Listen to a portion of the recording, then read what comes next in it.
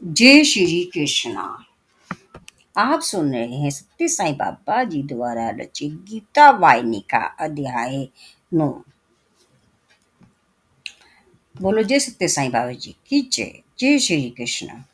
दिव्यता के क्षेत्र में समाज और व्यक्ति की रक्षा के लिए जिस प्रकार मन की पवित्रता मुख्य है, उसी प्रकार वन व्यवस्था भी बहुत महत्वपूर्ण है। इसी उपहास, आलोचना, निंदा द्वारा कभी भी मिटाया नहीं जा सकता। कल्याण को सभी आवश्यक समझते हैं, इसके लिए शासक और विद्वान दोनों अपना क्रोध और घृणा की भावना त्याग कर शांतिपूर्वक इसकी लाभ हानि दोनों पक्षों को गहराई से समझ कर वन संगठन को सुव्यवस्थित रूप दे, यही कार्य उचित है। विद्वान और चतुर पंडितों के लिए ईर्ष्या और अज्ञानियों को निरर्थक आलोचना का पक्ष लेना अनुचित है। वन व्यवस्था को अस्वीकार करने वाले स्वयं एक वन बन रहे हैं, धर्म का निषेध करने वाले स्वयं एक नए धर्म का निर्माण कर रहे हैं।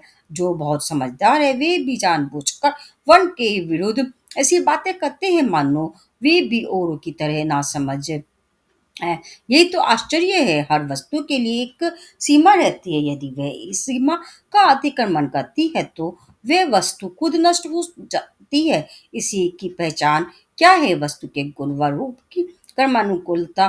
किसी का यथारूप गुण ना हो तो वह असत्य है, झूठ है। इसी प्रकार किसी वन की कोई सीमा ना हो तो उसे एक अलग वर्ग कैसे पहचाना जाएगा? वह ना इधर का रहेगा और ना उधर का, सिर्फ एक आकृति विहीन ढेर या अवस्थित समूह बनकर रह जाएगा। वन निर्माण एक देवी व्यवस्था है, इसीलिए युगों तक महर्षि, संतों और वरिष्ठ लोगों ने इसका पोषण कर इसे इसलिए रखा है। लेकिन इस कलयुग में बुद्धिमान भी इसे कचरा समझा हटा रहे हैं। बिना गंभीर जांच पड़ताल व अंत और पहचाने अपने ही दृष्टिकोण से इसके ब्रह्म स्वरूप को देख कर कोई कैसे ठीक निर्णय कर पर पहुंच सकता है? इसकी पवित्रता और मूल्य तब भी समझ में आएगा जब अंतर्दृष्टि सर्व व्यापी निरीक्षण और शक्ति और जिज्ञासु आत्म तत्व पर बल होगा। जैसे दूध का अंतर्वर्ती मक्खन मथन की क्रिया से प्रकट होता है, उसी प्रकार इन चार वर्णों की विशिष्ट मूल्य विवेचना पूर्वक जिज्ञासा द्वारा स्पष्ट हो जाएगा। तभी पक्षपात वृत्ति नष्ट होकर अर्थात प्रत्यक्ष हो जाएगी। चार वर्ण एक ही शरीर के विभिन्न अंगों के समान है। वे उसी एक दिव्य शरीर से उत्पन्न हुए हैं। ब्राह्मण मुख से, क्षत्रिय हाथ से, वैश्य जंघा से और शूद्र चरणों से। वास्तव में इस कथन का गहरा आंतरिक अर्थ है। ज्ञान के सिद्धांतों की जो गुरु की तरह शिक्षा देते हैं, उसी वाणी का वक्ता यही ब्राह्मण है। शक्तिशाली भुजा वाले जो पृथ्वी का भार उठाए हैं, वे क्षत्रिय है। खंभों की तरह जो समाज रूपी भवन को साधे हुए हैं, वैश्य है। इसीलिए अलंकारिक शब्दों में उनको दिव्य पुरुष की जंगा से उत्पन्न बताया गया है। इस प्रकार के कार्यों की हलचल में व्यस्त पैरों की तरह शूद्र समाज के बुनियादी कार्य करते हैं। यदि किसी एक भी वर्ण का कार्य ढीला पड़ जाए तो सामाजिक जीवन की शांति व सुख पर उसका बुरा प्रभाव होगा। सभी वर्ण आवश्यक व कीमती हैं, जैसे कि शरीर के सब अंग बराबर महत्व देते हैं। या ना कोई ऊंचा है और ना ही कोई नीचा। या घृणा और स्पर्धा सामाजिक जीवन के लिए इतनी ही हानिकारक है जितना कि गुस्से में सब अवयवों का पेट के विरोध में अपने काम बंद कर देना।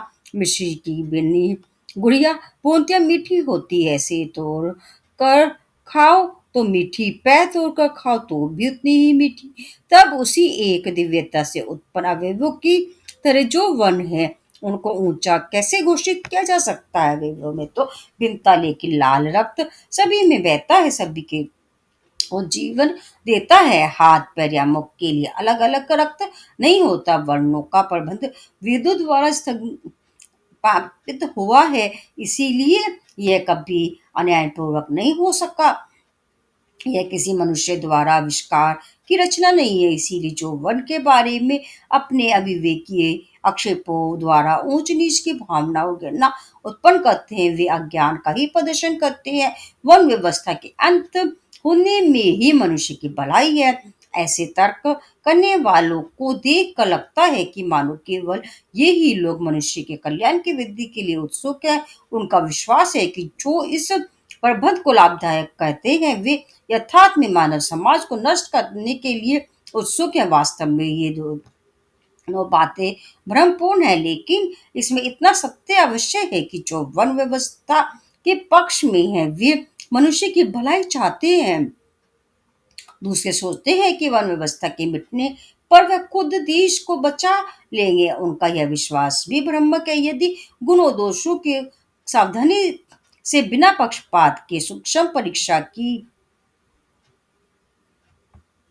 जाए तो घृणा और शत्रुता का असभ्य युद्ध काल समाप्त हो जाएगा। इसके बाद वन व्यवस्था के प्रति जनता का दृष्टिकोण बहुत बदल जाएगा। घृणा को बढ़ाने से किसी को लाभ नहीं मिलता, सब समान है। इस आदर्शों का अनुसरण करना मृग तृष्णा द्वारा प्यास बुझाने जैसा है। इससे असंतोष ही मिलेगा। शासकों को चाहिए कि वे जनता के प्रतिनिधियों जैसे कि पंडितों और अनुभव वयस्कों जनों को बुलाकर उनका की सलाह ले। इस प्राचीन व्यवस्था और सामाजिक संगठन के महत्व पर विचार विमर्श द्वारा परीक्षण करें। इसके विपरीत अगर बाहरी रूप से व लक्षण के आधार पर इसे विषाक्त समझ कर वे आंतरिक ही भाग जाएं तो उनका अज्ञान ही होगा। शासक व पंडित दोनों का उद्देश्य हृदय से जनता को सुख देना है, क्योंकि वन व्यवस्था का निर्माण भी इसी लक्ष्य को रखकर हुआ है। इस पर आक्षेप इसीलिए लगाए जाने लगे क्योंकि विद्वानों की सलाह से इस व्यवस्था को सर्वदा पालन नहीं किया गया। एक छोटा सा उदाहरण लो, कई देशों ने ऐसे बम बनाए हैं जिसके एक ही विस्फोट से लाखों मनुष्य नष्ट हो सकते हैं। इसकी बुराइयों को जानते हुए भी शासक खुद इसको प्रोत्साहन देते हैं। यदि इनका प्रयोग अपनी अपनी इच्छा अनुसार किया जाएगा तो सभी नष्ट हो जाएंगे। इस जब विप्लव का डर हो तो केवल आत्मरक्षा के लिए आंतरिक अस्त्र मानकर ही इसका उपयोग होना चाहिए। इसका लक्ष्य संसार का नाश नहीं बल्कि अपने देश व सभ्यता व गौरव की रक्षा करना है। इसी प्रकार वन व्यवस्था का भी अपने देश व सभ्यता का रक्षक शक्तिशाली का वध समझना चाहिए। इसके सिद्धांत नियम निषेध व विधि जनता को नष्ट होने से बचाने के लिए है। इन नियमों को विधिवत व दृढ़ता से पालन करना होता है। स्वेच्छानुसार इसको बरतना, इसके प्रवाह की दिशा सीमा व बांध का ध्यान न रखना विप्लव को निमंत्रण देना है। इसीलिए अनुभवी वचन शासक, श्रेष्ठ विद्वान पंडित और समाज के नेताओं ने इस व्यवस्था की रक्षा व पोषण द्वारा इसे स्थित रखा। क्षण भर इस पर विचार करने से सत्य प्रकट हो जाएगा कि यह कल्याणकारी है या नहीं। क्या तुम समझते हो कि वह सभी पूर्वज मूर्ख थे या आज की तरह उनमें विद्वता नहीं थी कि वे बुद्धिमान थे? नहीं, उनकी जैसी बुद्धि, विद्वता, आध्यात्मिक श्रेष्ठता, तीव्र जिज्ञासा, सामाजिक समस्याओं के प्रति उनके न्यायपूर्ण पक्षपात रहित निर्णय आज एक ही में मिलेंगे। तपस्वी जिन्होंने अपनी बौद्धिक व मानसिक शक्ति संसार के कल्याण हेतु समर्पित कर दी थी, जिनके लिए यह श्वास के समान सहज था।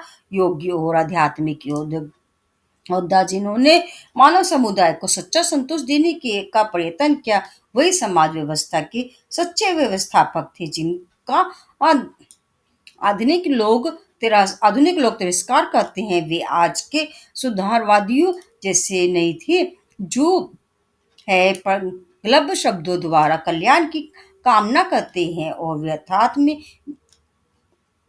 कि कल्याण को वे कामना करते हैं उसको अपने आचरण द्वारा नष्ट कर देते हैं। प्राचीन मुनि इस प्रकार के छल कपट को नहीं जानते थे। आधुनिक विचार और उपाय खोखले हैं और दिखावटी है। आधुनिक इरादे सिर्फ हवाई के लिए हैं, संयोजकों के अहंकार की दृष्टि के लिए है, जिसका अर्थ भी अन्य लोगों पूरी तरह नहीं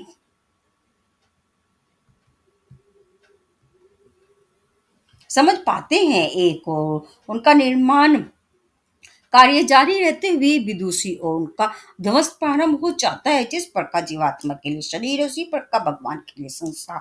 शरीर के किसी भी हिस्से में कुछ भी होने से जीवात्मा पर उसका प्रभाव पड़ता है। इसी प्रकार संसार के किसी भी हिस्से में कुछ भी होने से भगवान उसे जान जाते हैं और उसकी उन पर प्रतिक्रिया होती है। वे इसका निवारण करते हैं। जिस प्रकार तुम अपने सब अंगों को चुस्त व निरोग रखना चाहते हो, भगवान भी चाहते हैं कि संसार का प्रत्येक हिस्सा, प्रत्येक देश सुखी व संतुष्ट रहे।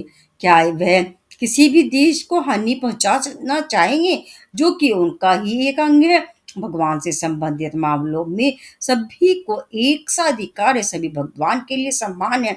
फिर भी एक दूसरे अंग का काम नहीं कर सकता है। प्रत्येक को अपने ही हिस्से का कार्य करना होता है। इसी तरह प्रत्येक वन को अपने हिस्से के सामाजिक कार्य करने चाहिए और देश के कल्याण के लिए श्रेष्ठ सहयोग देना चाहिए। शरीर की जिस प्रकार की अवस्थाएं होती है उसी प्रकार समाज में वन होते हैं। यदि सभी व्यापारी बन जाएं तो खरीदने वाला कौन होगा? यदि सब युद्ध में संलग्न हो जाए तो उनके पोषण व पालन के साधन, भोजन, वस्त्र और सामग्री का कौन प्रबंध करेगा?